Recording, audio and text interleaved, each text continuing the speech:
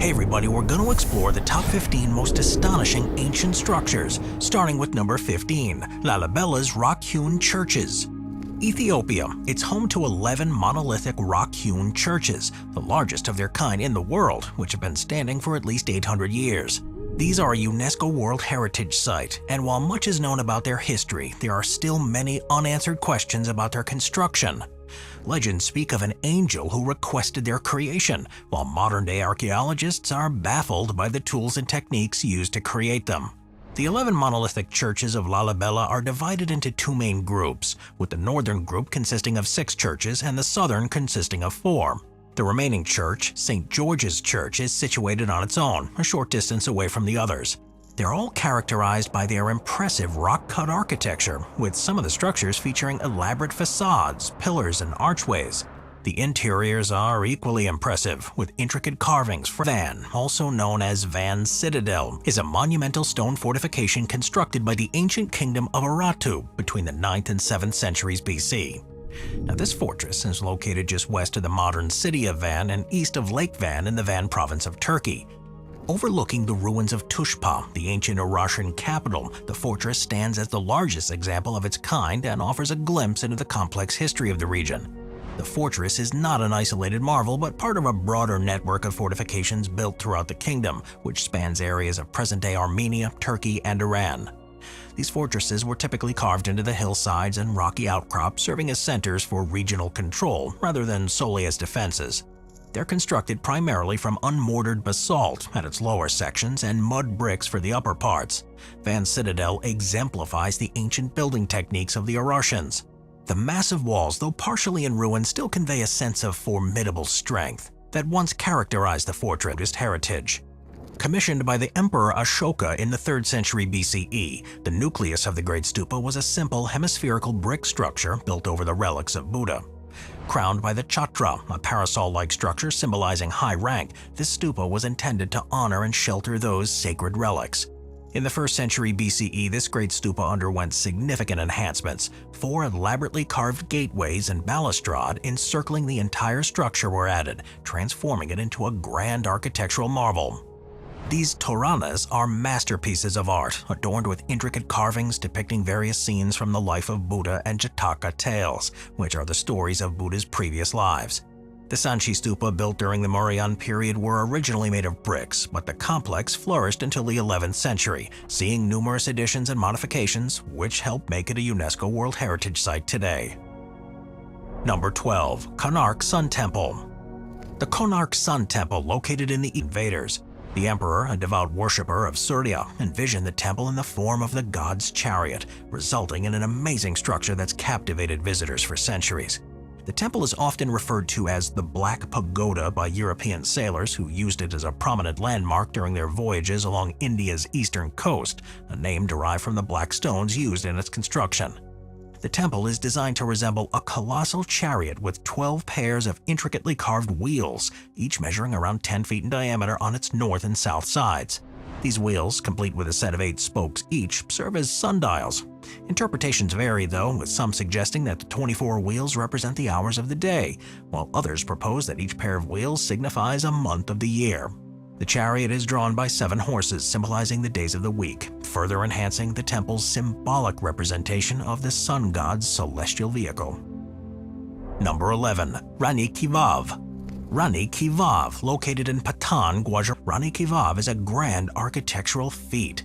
The stepwell descends through 7 levels of terraces adorned with more than 500 sculptures, each representing various deities, nymphs, and mythical figures. The primary focus of these carvings is the 10 incarnations of Lord Vishnu, each depicted with remarkable detail and artistry. The craftsmanship here is evident in the intricate mudras and the expressive faces on the figures, which bring the stone carvings to life. Local legends add a layer of mystery. It's said that the stepwell contains a secret tunnel extending some 20 miles, connecting it to the nearby town of Sidhpur. This tunnel was purportedly used by the king as an escape route, adding to the mystique and historical narrative of this site. Number 10. Nushabad. Nestled just north of Kashan, in the small town of Nushabad in Iran, lies an extraordinary sprawling underground city that remained hidden from the world until just a decade ago. This ancient city uncovered accidental ingenuity. The primary purpose of this man-made underground city was to serve as a refuge during times of war and invasion. The residents of Nushaba dug these underground chambers as hideouts, particularly for women, children, and the elderly, to protect them from foreign invaders. Over the years, these individual chambers were interconnected, creating a vast and complex underground sanctuary. This city was equipped with air ducts, water pipes, storage spaces, and even toilets, ensuring that it was a sustainable refuge even during prolonged conflict. The ingenious design here allowed for more efficient movement and communication within the underground network, while also providing the necessary amenities for daily living. The presence of the air ducts, though, ensured proper ventilation, and water channels facilitated a reliable supply of water, making this underground city a fully functional living space. Number 9. Nimrut Taji. The fall of Alexander the Great's vast empire left a power vacuum that led to the rise of smaller. His reign was commemorated through an impressive array of statuary and sandstone reliefs atop Mount Nimrut. The mountain itself towers more than 6,500 feet above the surrounding landscape, offering amazing views during the ascent. And at the summit, visitors are greeted by the dismembered heads of giant statues scattered all across the hill. These statues depict the Hellenistic age kings of Commagene with great detail, illustrating the significance of this site. The sheer number and scale of the statues underscore the importance of this place as a sanctuary and as a burial site. While it is believed that Nimrut Taji holds the remains of Antiochus I, mid-20th century explorations failed to locate his burial chamber. Despite this, though, the surrounding statues and reliefs provide a rich narrative of the kingdom of Commagene and offer insights into an often overlooked ancient civilization.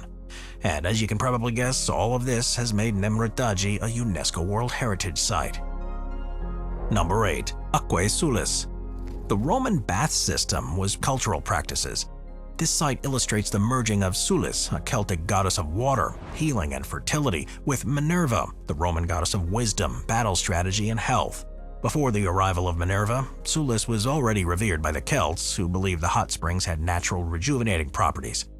Archaeological records suggest that the use of the hot spring began around 10,000 years ago, with the Celts arriving around 700 BCE. While the specifics of the Celtic healing practices at the site remain unclear, evidence indicates that presenting curse requests to the goddess was a common ritual. However, by 43 CE, the Romans began to take an interest in the area, initiating its transformation into a full-functioning bath facility as part of their syncretization process. This syncretization process allows for a relatively smooth integration of Celtic and Roman ideals and deities. Instead of eradicating Celtic culture, the Romans preserved the worship of Sulis, allowing her to continue thriving in the community and preventing the complete cultural assimilation in 70 CE until it was conquered and incorporated into the Inca Empire. The city is in an arid section of the coastal desert of northern Peru, where the primary source of non-salted water was the rivers carrying runoff from the Andes, and that runoff allowed Chimu to develop sophisticated irrigation systems, enabling them to control the land and water resources effectively. The city also has about 10 citadels, of which only 4 have been recovered. Now, these citadels were about 40 feet tall and had only one entrance, and they were lavishly decorated, serving as palaces for gods or rulers. Chanchan is triangular in shape, surrounded by walls that are about 50 to 60 feet high. And what sets it apart from other ancient structures is its scale, the sophistication of its design, and its intricate carvings. This city is a marvel of ancient engineering. Its irrigation systems, defensive walls, and ornate architectural details, its proximity to the Pacific Ocean, and the way it integrated natural elements into its design further distinguish it. The remains of this place provide a window into the. Unlike typical square or rectangular fortresses of Khorizm, the Korikreglan Kala is distinguished by its circular design. This powerful citadel, with its remnants of a protective wall, forms a perfect circle. The central building of the fortress has a diameter of 138 feet, and the entire structure spans 295 feet in diameter. The central building rises to a height of approximately 26 feet in its best preserved spots. Surrounding the citadel is an external fortification equipped with towers, and the space between the central building and the outer wall, referred to as the ring, was completely built up with structures. Now, this was a formidable fortress with multiple protective walls, some of which have been lost to time, but can still be traced in certain areas. The population of the fortress consisted of Zoroastrians who worshipped Anahita, the goddess of waters and rivers, and Siavush, the god of the sun. The site is littered with thousands of fragments of pottery, along with other artifacts such as bronze arrow tips, which helped archaeologists date the fortress. Northeast of Ngide province in Turkey. Easily accessible by bus from Ngide, the historical site offers a fascinating glimpse into the monastic and artistic traditions of the Byzantine period. It was rediscovered in 1962 and its frescoes were subsequently restored by a team of archaeologists. In 1973, it was declared a protected archaeological site, highlighting its cultural significance. The monastery and associated underground settlement were constructed in the 10th century, during which time the area was known as the Takayas. The monastery is carved out of a large rock formation, and it's one of the best preserved and largest cut rock monasteries in the Cappadocia region. Scholars categorize Cappadocia's numerous rock-cut monasteries into two main types, those with dining halls and those with open courtyards. This monastery belongs to the latter category, with various sections opening off a central courtyard. The most important part is the church, situated in the north of the courtyard. This church features 4 freestanding closed aisles based on Greek cross plan that's thought to be the result of careless restoration rather than an intentional design. Additionally, the walls of the room above the narthex are painted with images from Aesop's fables, a unique feature for Cappadocia that adds to the site's distinctiveness. Number 4. Medinet Habu. Medinet Habu, an archaeological site on the west bank of the Nile River opposite Luxor, stands as a testament of the grandeur of the ancient Egyptian civilization. This site was dominated by the lavish mortuary temple of Pharaoh Ramses III. It's one of the most awe-inspiring ancient structures, offering a unique glimpse into the power, prestige, and daily life of ancient Egypt. Although the centuries have not been kind to Medinet Habu, a good degree of preservation remains, with many valuable inscriptions, carvings, and scenes that present in detail the life of Ramses III and his times. The temple precinct measures approximately 690 feet by 1,000 feet, and it contains more than 75,000 square feet of depth. These carvings provide invaluable insights into the historical events of the time. Medinet Habu also played a critical role in understanding the invasions of the Sea Peoples, which Ramses III fought. Scenes from these wars are depicted on the temple walls, offering historians and archaeologists valuable information about those conflicts and the broader geopolitical context of one of the most interesting and most studied periods of time. Number 3. Kokino Observatory. The science of observing the sky and measuring time based on celestial changes is as ancient as civilization itself. In 2001, the ruins of a Bronze Age settlement were discovered outside the small North Macedonian village of Kokino. Amid the remnants of daily life, such as pieces of vessels and weapons, researchers found giant stones arranged in puzzling patterns at an elevation of over 3,300 feet. These stones were soon identified as markers used to track the sun and moon, revealing light during these key days. The most powerful member of the community would sit on this special seat, observing the light streaming through the carved markers and soaking in the sun's energy. Information about the change in seasons was conveyed to the surrounding population through a huge fire visible from afar. This blaze signaled time for planting, plowing, or harvesting, enabling the community to plan their agricultural calendar. Now, Kokino's significance lies not only in its age and its function, but also in its implications for our modern understanding of the stars. It provides valuable insights on how ancient societies observed celestial patterns to inform their agricultural practices and religious rituals. The observatory's dual role as a scientific and ritual site makes it a point of great interest for archaeoastronomy researchers who study the sky-based rituals of ancient cultures through the combined lenses of anthropology and modern astronomy. Number 2. Sigiriya. Rising 650 feet above the Sri Lankan, standing spiritual significance. However, its most dramatic chapter unfolded in the 5th century, when King Kashyapa, having seized the throne through the murder of his father, King Datusena, transformed this towering rock into a fortified palace and pleasure garden. Kashyapa's reign ended in tragedy when he took his own life following the defeat of his brother, after which the site reverted to a Buddhist monastery, which it remained for many centuries. Sigiriya is not just renowned for its compelling history, but also for its remarkable engineering. The complex featured an advanced water management system demonstrating sophisticated hydraulic technologies. These systems, still functional today, highlight the ingenuity of these ancient builders. The fortress is also known as Lion Rock, a name derived from the massive lion gateway that once stood at the entrance to the final ascent, leading visitors through the lion's mouth. Surrounding the rock are remnants of intricate frescoes and once a massive mural depicting over 500 women believed to be celestial nymphs. And this artwork is original Chandabauri. Chandabauri, located in the village of Abaneri near Jaipur in Rajasthan, is a mesmerizing stepwell that ranks as one of India's most astonishing ancient architectural feats.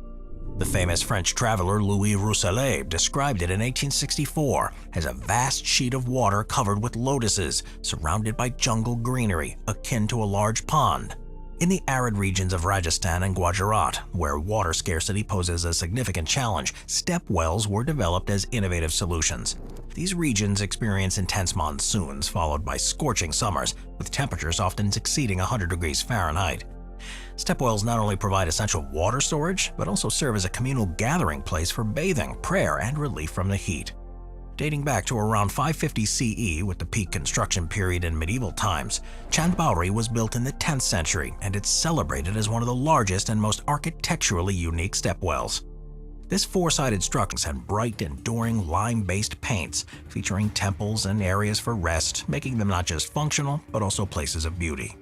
However, the advent of the British Raj saw a decline in the use of stepwells, with the British deeming them unsanitary and promoting the use of pumps and pipes, eventually leading to the prohibition of stepwells in some regions.